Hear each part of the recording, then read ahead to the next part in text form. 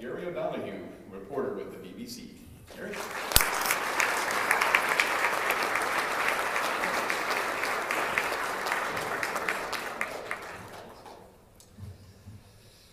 Paul's very kind.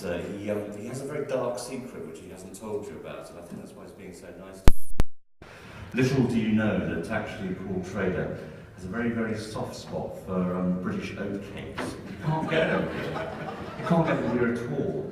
And I smuggled them in for him under the cover of darkness, and I'm sure in contravention of all sorts of well-treated organisation plans. But thank you for those kind words.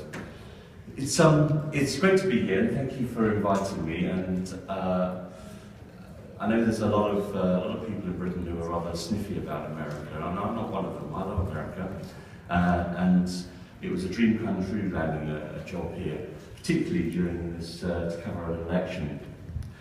Now, the other day I was reading a biography of one of the greatest of early 20th century American journalists.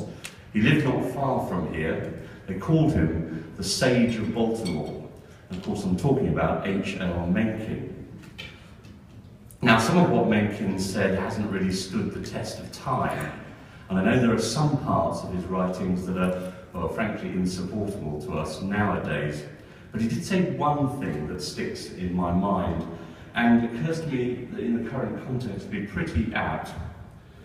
He said, democracy, talking about democracy, democracy is the theory that the common people know what they want. It's the theory that the common people know what they want, and they deserve to get it good and hard.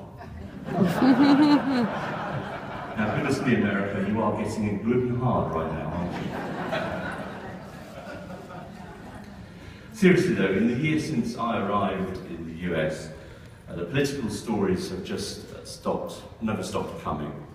I don't just mean the phenomenon that is Donald J. Trump, but think about it. You've had seismic social changes, such as the Supreme Court decision on the legalizing of same-sex marriages.